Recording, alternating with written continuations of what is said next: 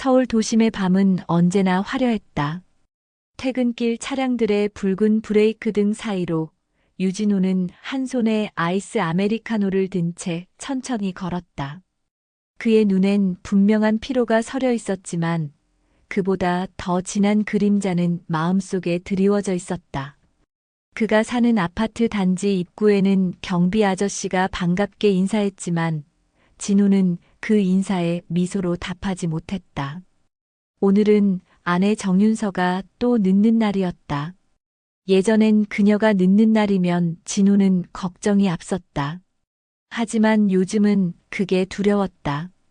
그녀의 휴대폰 위치 공유는 늘 꺼져 있었고 알람이 울려도 확인하지 않았다. 대화는 건조했고 눈을 마주치지 않았다. 현관문을 열자 5살 난 딸 아라가 방에서 달려나왔다. 아빠 왜 이렇게 늦게 왔어? 나 그림 그렸어. 엄마는 아직 안 왔어. 진호는 최대한 화난 표정을 지어 보였다. 그랬구나. 우리 아라는 오늘도 최고였구나. 밥은 먹었어? 응, 할머니가 챙겨줬어. 그 말에 진호는 속으로 미안함이 밀려들었다. 아내가 바빠진 뒤로는 장모가 아이를 도맡아 키웠고 자신은 집에 있어도 멍하니 있을 때가 많았다. 밤 11시가 넘어 문이 열렸다. 정윤서가 들어섰다. 화려한 메이크업, 타이트한 블라우스, 그리고 다소 짧은 스커트. 그녀는 들어오자마자 화장실로 향하며 말했다. 씻고 올게. 아라는 자. 여태 기다리다 조금 전에 잠들었어. 윤서야, 잠깐 얘기 좀 하자. 귀찮다는 듯 돌아본 그녀의 눈빛에는 예전의 따뜻함은 없었다. 내일 말하면 안 될까? 피곤해서 그래. 그녀의 뒷모습을 보며 진호는 입을 꾹 다물었다. 오늘도, 아니, 어쩌면 지금도.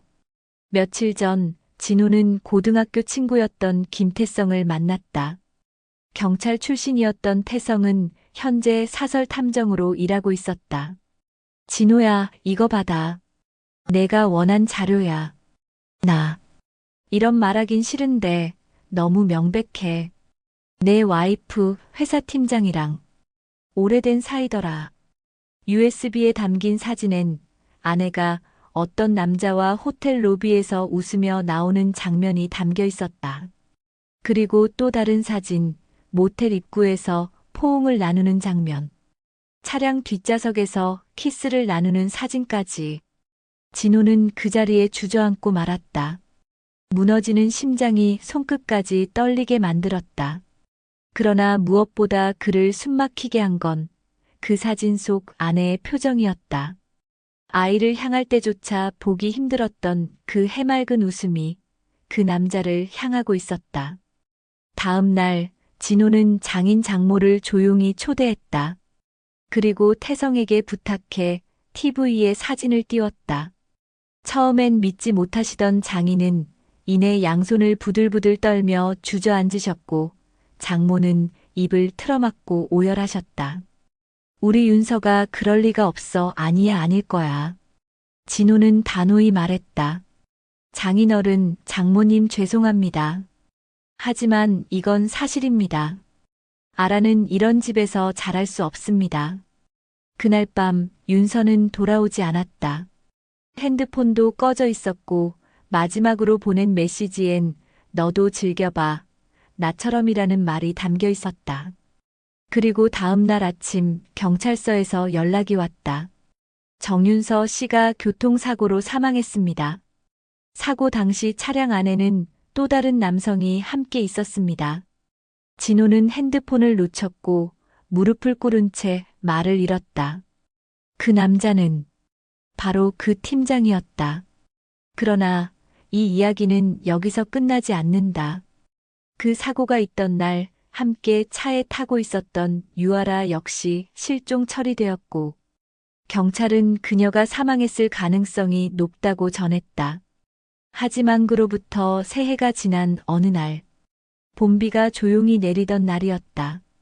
유진호는 늦은 밤까지 심부름센터 사무실에 앉아 있었다. 아이가 떠난 뒤 그는 자주 태성의 사무실에 들렀다. 차마 집에 홀로 있을 용기가 나지 않았기 때문이었다. 그날도 진호는 텅 빈 눈으로 사무실 벽에 걸린 TV를 바라보다가 갑작스레 화면에 띄워진 한 뉴스 속보에 고개를 돌렸다. 경기 남부경찰청 미아 보호 중인 아동사진 공개 입양 과정에 의문 제기. 사진 속 아이는 어딘가 익숙했다. 생김새도 눈매도 코끝도 그리고 무엇보다 그 아이가 카메라를 보며 조심스럽게 내뱉은 말이 진호의 숨을 멈추게 했다. 아빠가 날 찾고 있을까요? 진호는 심장을 부여잡고 자리에서 벌떡 일어났다. 태성아, 지금 당장 경기 남부청으로 가자. 저 아이 알아야. 내 딸이라고. 경찰서 유아보호실 문 앞에서 진호는 떨리는 손으로 손잡이를 잡았다. 이미 유전자 검사는 요청했고 담당 형사는 가능성이 높다고 했지만 진호는 차마 문을 열지 못하고 서성였다. 그때 안쪽에서 작고 맑은 목소리가 들렸다. 아빠, 아저씨가 아빠 맞아요? 그 말에 진호는 미친 듯이 문을 열었다. 그곳에 작은 의자에 앉아 고개를 갸웃거리던 소녀가 있었다. 낯선 옷을 입고 머리는 짧게 잘려 있었지만 그 아이의 눈동자만은 진호가 매일 꿈에서 그리던 바로 그 빛이었다. 진호는 무릎을 꿇고 아이를 끌어안았다. 숨이 멎을 것처럼 울컥한 감정이 솟구쳤다. 아라야 아빠야. 내 아빠 맞아. 하지만 아라는 당황한 듯 몸을 뺐다. 저 기억이 안 나요. 5살 때 어떤 아주머니가 저를 길에 세워두고 갔어요.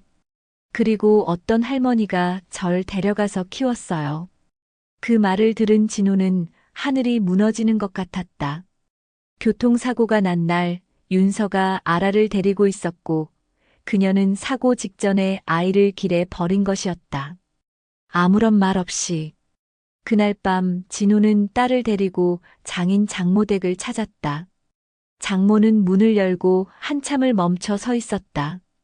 이 아이 설마. 진호는 고개를 끄덕였다. 장모는 소리 없이 달려와 아이를 안고 울음을 터뜨렸다. 장인은 손을 덜덜 떨며 아이의 얼굴을 어루만졌다. 그래, 우리 아라 맞구나. 살아있었구나. 하지만 아라는 여전히 어색한 표정이었다. 집도 사람도 이름조차 잊혀진 아이는 그저 낯선 이들의 눈물만 바라보며 고개를 숙였다. 진호는 마음속으로 다짐했다. 이 아이를 반드시 되찾아야 해. 잃어버린 시간만큼 그 무엇으로도 채울 수 없는 상처를 안고 살아갈 순 없어. 그리고 그날 밤 진호는 태성에게 연락했다. 태성아. 윤서가 아라를 사고 직전에 어디에 데려갔는지 그 마지막 행적을 추적해줘. 그리고 그놈. 상간남의 기록도 다 들춰내. 태성은 짧게 대답했다. 알겠어. 이젠 나도 끝까지 간다. 서울 외곽의 어느 조용한 동네, 유진호는 태성과 함께 낡은 골목길을 걷고 있었다. 그들의 손엔 사진 몇 장이 들려 있었고 태성은 고개를 끄덕이며 말했다. 여기야. 내 아라가 마지막으로 목격된 장소. 이 집이야. 낡은 대문 안에는 작은 텃밭이 있었고 마당 한켠에선 중년 부부가 나무를 다듬고 있었다. 태성이 명함을 내밀자 여자가 조심스럽게 말했다. 3년 전 봄에요. 그날 아침 어떤 여자가 아이를 데리고 와서 이 앞 골목에 세워두고 갔어요. 겁에 질린 표정이었죠. 아이는 도로변에 멍하니 서 있었고요. 그냥 지나칠 수가 없어서 경찰에 연락도 했는데 한참이 지나도 아무도 찾으러 오지 않더라고요. 진호는 그 말을 듣고 무릎이 풀릴 뻔했다. 사고 당일 아침 윤서는 아이를 차량에 태우고 있다가 중간에 유기한 것이었다. 이후 김 팀장과 함께 차를 몰고 어딘가로 향했고 그 길 끝에서 사고가 일어난 것이었다. 그때 버림받았다는 사실은 그 어떤 말보다 잔인하게 진호의 가슴을 찔렀다. 태성은 이후 입수한 차량 블랙박스 파일을 재생했다. 화면은 흐릿했지만 윤서의 목소리는 또렷했다. 그 애는 거기 내려놨어. 다시는 안 볼 거야. 이젠 당신이랑 나만 있으면 돼. 그리고 김 팀장의 목소리. 그래. 오늘만 지나면 다 끝이야. 비행기표도 예약했어. 너랑 나 제주에서 새 출발이야. 진호는 두 손을 꽉 쥐었다. 아이를 길에 버리고 죄책감도 없이 여행 계획을 세우는 그들의 대화는 그 어떤 폭력보다도 더 악랄했다. 이건 살인보다 더한 죄야. 태성은 고개를 끄덕이며 덧붙였다. 사고는 김 팀장이 낸 게 확실해.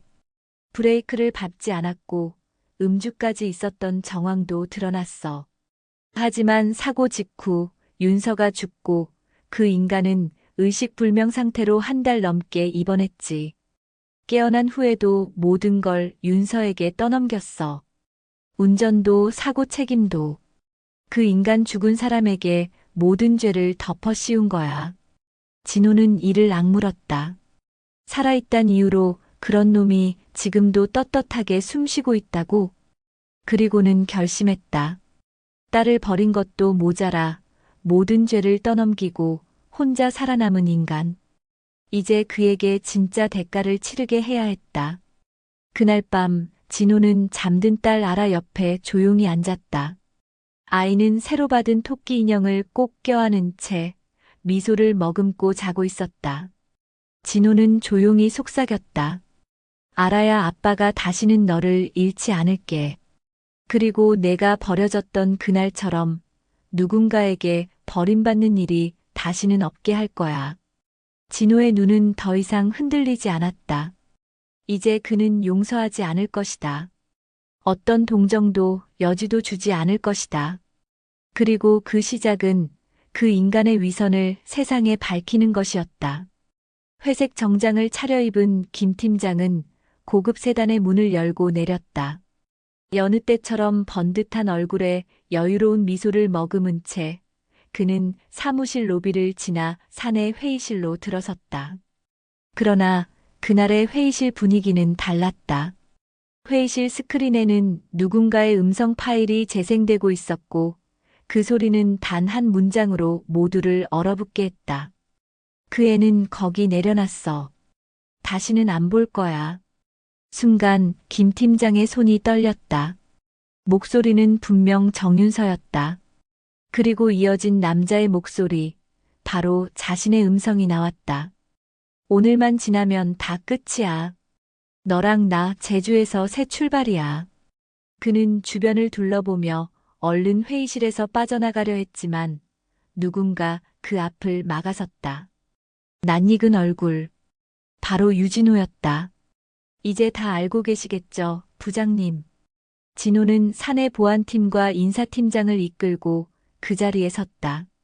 증거 자료가 담긴 파일은 이미 경영진과 법무팀에 전달된 상태였다.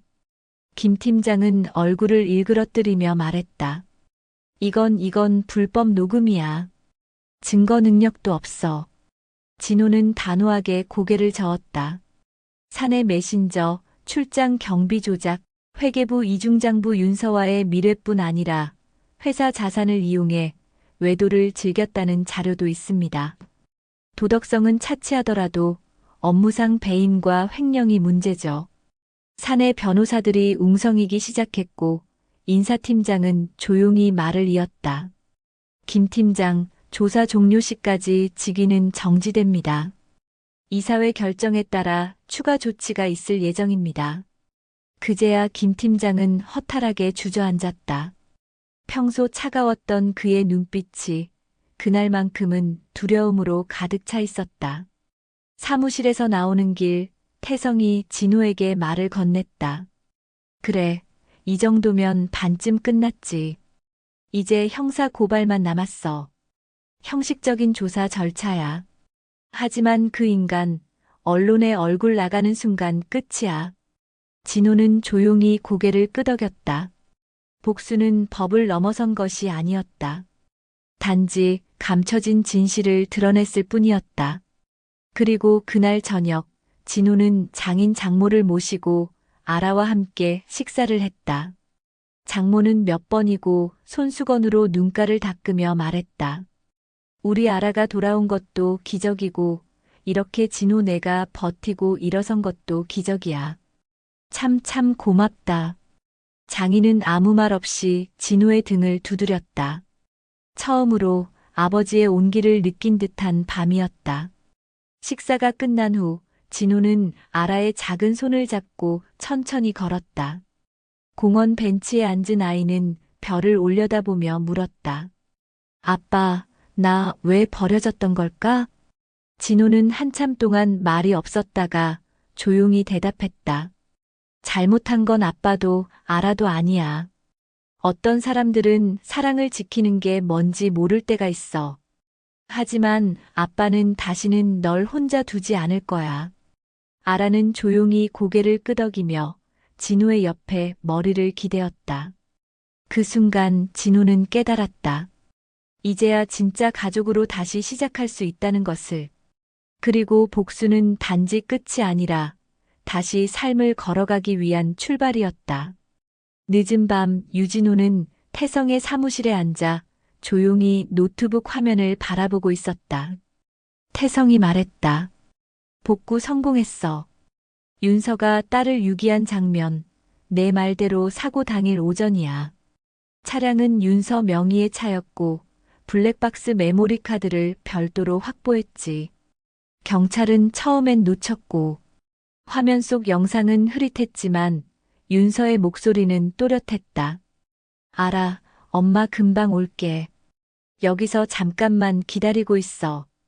그녀는 급히 아이를 차량 밖으로 데리고 나왔다.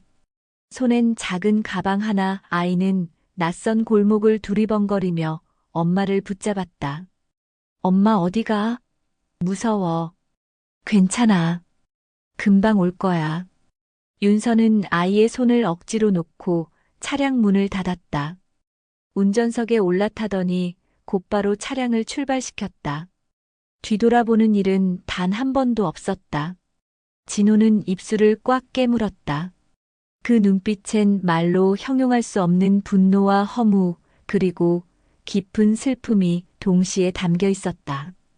저 순간 아라는 자기를 버릴 거라곤 상상도 못했을 거야. 태성이 조심스럽게 말을 이었다. 그 후 윤서는 곧장 김 팀장과 만났고 그 인간 차량을 타고 고속도로를 향했어. 블랙박스에 아이에 대한 언급은 없어. 이미 없던 존재처럼 취급한 거지. 진호는 천천히 몸을 일으켰다. 그래. 이젠 거짓이 아닌 진실로 덮어야 할 차례야.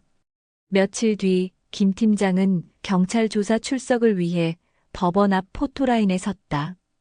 깔끔한 정장, 굳게 담은 입술, 그리고 자신감 넘치는 표정. 그러나 그 자신감은 오래가지 않았다. 플래시 세례가 이어지는 가운데 한 기자가 외쳤다. 유기 정황에 대해 알고 계셨습니까?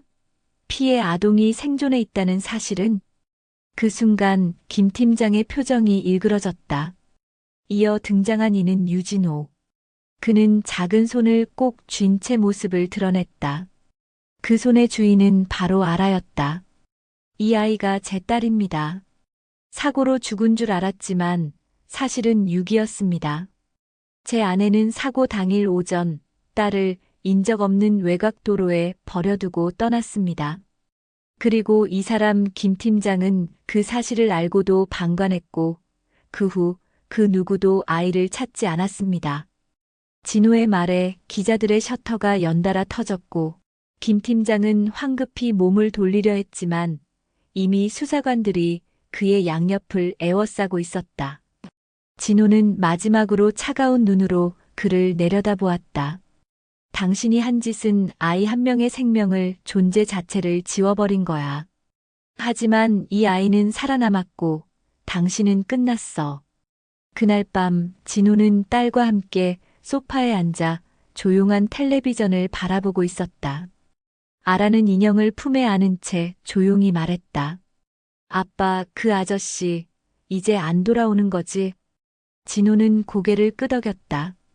흥, 이제 다시는 널 괴롭히는 일 없을 거야. 누구도.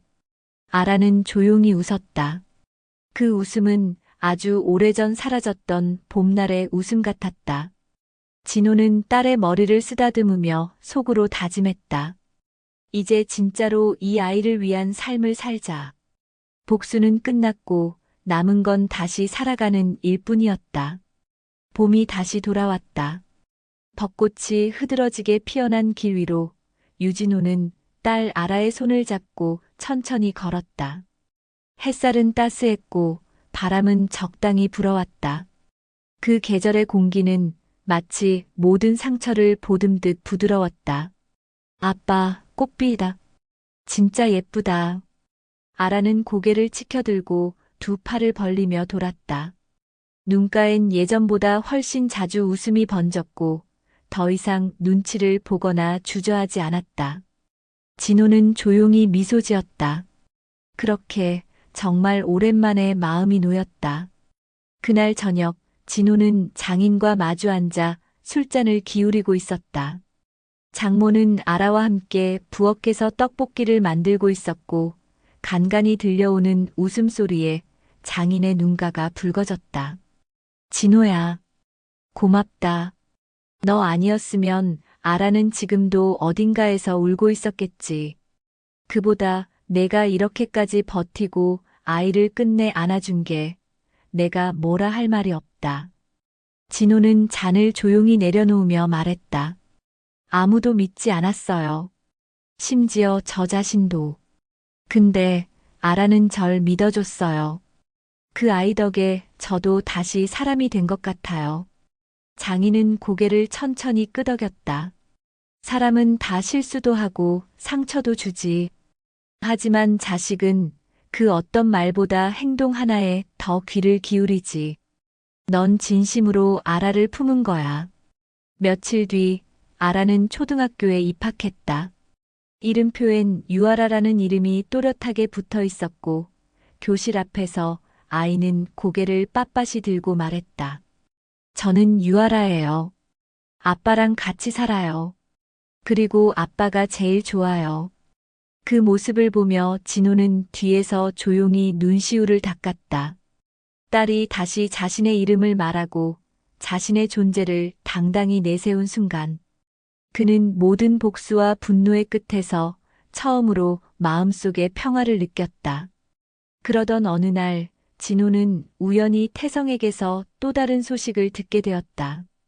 진호야, 김 팀장 말인데 그 인간 구치소 안에서도 꽤 문제가 많더라.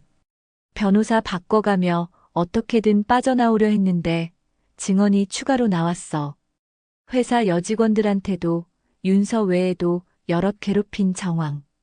진호는 조용히 고개를 떨궜다. 그 인간은 마지막까지 자신만 생각했네요. 그러다 태성이 문득 물었다. 너 후회는 안 하냐? 진호는 망설임 없이 대답했다. 복수는 내게 남은 마지막 책임이었어. 그게 끝났으니 난 이제 내 아이만 보고 살면 돼. 그리고 그 책임을 다한 지금 난 후회 없어. 밤이 깊었다. 아라는 침대에서 잠든 채 살짝 미소를 머금고 있었다. 진호는 창밖을 내다보며 속삭였다. 윤서, 이 아이는 살아있어. 그리고 널 닮은 눈으로 다시 웃기 시작했어. 넌 나와 아이 모두를 버렸지만 난 끝까지 지킬 거야. 그의 목소리는 분노가 아닌 다짐이었다. 그 복수는 끝났지만 삶은 이제부터가 진짜였다. 그렇게 한 남자와 한 아이는 서로를 끌어안고 부서진 세상 속에서 다시 가정을 만들고 있었다. 한때 무너졌던 삶 위에 다시 피어난 작은 꽃처럼. 시간은 흘렀고 아라는 어느덧 초등학교 2학년이 되었다. 아침마다 책가방을 메고 현관문을 나서는 아이의 모습은 밝고 씩씩했다. 친구도 생기고 학교 생활에도 익숙해졌다. 하지만 유진호는 때때로 아라의 표정 너머에 스치듯 드러나는 그늘을 놓치지 않았다. 아빠, 나도 엄마 있었지? 그 질문은 어느 봄 저녁 놀이공원에서 돌아오는 길에 불쑥 튀어나왔다. 진호는 당황하지 않았다. 언젠가는 해야 할 대화였다. 그래, 있었지. 예쁘고 똑똑하고 아라를 사랑했던 사람. 근데 왜 안 보여? 다들 엄마랑 같이 오는데. 진호는 차를 길가에 잠시 세웠다. 창밖엔 벚꽃이 다시 피어 있었고 진호는 그 꽃잎을 바라보다 조용히 말을 이었다. 그 사람은 실수도 했고 잘못도 했어. 그게 크고 깊어서 아라 곁을 떠나야 했단다. 하지만 아라한텐 죄가 없어. 넌 그냥 사랑받을 존재였어. 아라는 고개를 끄덕였다. 대답은 없었지만 눈동자에 맺힌 눈물은 모든 것을 말해주고 있었다. 그날 밤 진호는 서랍에서 오래된 편지 하나를 꺼냈다. 윤서가 죽기 이틀 전 회사 내 자신의 메일로 보냈던 자동 전송 메일이었다. 그제야 진호는 차마 읽지 못했던 내용을 천천히 펼쳐보았다. 진호야, 이 편지를 너는 절대 안 보게 되길 바랐어. 내가 무슨 짓을 했는지 너는 아마 다 알게 될 테지. 하지만 그래도 아라마는 지켜줘. 내가 할 수 없는 걸 너는 할 수 있을 거야. 편지를 다 읽고 나서도 진호는 아무 말 없이 불을 껐다. 그 밤 그는 윤서를 미워하지도 용서하지도 않았다. 다만 기억했다. 그 사람의 마지막 부탁을. 그리고 아라를 위해 다시는 뒤를 돌아보지 않기로 했다. 며칠 후 학교에서 전화가 왔다. 아라가 친구와 다툼을 했다는 연락이었다. 급히 달려간 진호는 교실 한켠에서 조용히 눈물을 훔치고 있는 아라를 발견했다. 아빠, 나보고 엄마 없는 애래, 버려진 애래. 진호는 무릎을 꿇고 아이의 손을 꼭 잡았다. 아니야. 넌 누구보다 소중한 아이야. 세상이 뭐라 해도 아빠는 알아. 넌 절대 한 번도 버림받은 적 없어. 너는 끝까지 지켜진 아이야. 아라는 천천히 고개를 들더니 아버지의 품에 안겼다. 그 품은 따뜻했고 세상의 모든 상처를 덮어주는 듯했다. 그날 밤 진호는 아라와 함께 그동안 모아둔 사진들을 꺼냈다. 태어나던 날, 첫돌, 어린이집 발표회, 그리고 최근 함께 간 놀이공원까지. 아라는 사진 속 자신의 얼굴을 하나하나 들여다보며 말했다. 이제 기억 안 나는 게 많아. 근데 아빠가 있어서 괜찮아. 진호는 조용히 대답했다. 기억보다 더 중요한 건 지금 여기에 있다는 거야. 우리는 함께 있으니까. 바람이 창문을 흔들고 책상 위 작은 액자 속에서 두 사람은 환히 웃고 있었다. 그 미소는 아물지 않던 상처를 조금씩 덮고 있었다. 어느 여름 오후 유진호는 퇴근 후 아라와 함께 근처 공원을 산책하고 있었다. 햇살이 무겁게 내려앉았지만 진호의 발걸음은 가벼웠다. 아라는 한 손에 아이스크림을 들고 아빠 손을 꼭 잡고 있었다. 아빠, 나 오늘 학교에서 장래희망 발표했어요. 그래. 우리 아라 장래희망은 뭔데? 심부름센터 사장님. 진호는 당황한 얼굴로 아이를 바라봤고 아라는 깔깔 웃으며 덧붙였다. 그 아저씨 멋있잖아. 아빠 도와줬잖아. 무서운 사람 혼내주고. 진호는 웃으며 아라의 머리를 쓰다듬었다. 그래, 태성 삼촌 좋아하긴 했지. 근데 아라는 겁 많은 거 아빠가 다 아는데. 그래도 나 커서 정의로운 사람 될 거야. 약한 사람 안 울게 하는 그런 사람. 그 말에 진호는 잠시 말을 잊었다.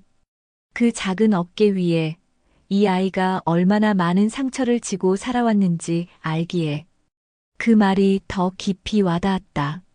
며칠 후 아라는 여름 방학을 맞아 할아버지 집에 다녀오기로 했다. 진호는 딸의 여행 가방을 챙기며 말했다. 할아버지 댁에서는 늦게 자면 안 돼. 할머니한테도 말 잘 듣고. 응. 근데 아빠 나 없으면 심심하겠다? 좀 그럴 것 같긴 하네. 아라는 두 팔을 벌려 아빠를 안았다. 금방 다녀올게. 아빠 나 믿지? 진호는 그 말에 잠시 멈칫했다. 예전 윤서가 딸을 버렸던 그날을 떠올리게 만드는 말이었지만 이제는 달랐다. 진호는 단호히 고개를 끄덕이며 말했다. 믿지. 언제나. 너는 내 딸이니까. 그날 밤 진호는 혼자 집에 남아 조용히 거실 소파에 앉았다. 온 집이 고요했고 딸의 웃음소리가 없는 집은 어쩐지 텅 빈 듯했다. 하지만 그 고요함 속에서도 그는 외롭지 않았다. 그는 다시 책상 앞에 앉아 오랜만에 편지를 썼다. 받는 사람은 윤서였다. 윤서야, 우리 아이는 잘 자라고 있어. 넌 많은 잘못을 했지만 그 아이를 세상에 데려와 줬다는 것만은 고맙게 생각해. 넌 떠났지만 아라는 남았고 나는 그 아이와 살아간다. 이제는 너를 미워하지 않아. 그저 너도 어딘가에서 우리를 바라보며 조금쯤은 미소 짓고 있기를. 시간은 흐르고 사람은 늙고 기억은 바래간다. 하지만 누군가를 다시 사랑하게 되는 일, 그리고 누군가와 끝까지 살아내는 일은 시간이 지나도 지워지지 않는다. 진호는 그날도 아라를 기다렸다. 그리고 며칠 후 시골에서 돌아온 아라는 예전보다 훌쩍 자란 모습으로 아빠 앞에 섰다. 아빠, 나 더 강해졌어. 응, 아빠도 그래. 부서졌던 가정도 무너졌던 믿음도 이제는 다시 세워졌다. 그들은 세상에서 가장 작지만 가장 단단한 가족이 되었다. 사랑이 무엇인지 잊었던 남자가 사랑을 가르쳐준 아이 덕분에 다시 살아나고 있었다. 사는 건 그냥 사라지는 게 아니었다. 서로를 지키기로 결심한 사람들이 끝까지 살아내는 것이었다. 오늘 이야기가 좋으셨다면 구독과 좋아요 눌러주세요. 감사합니다.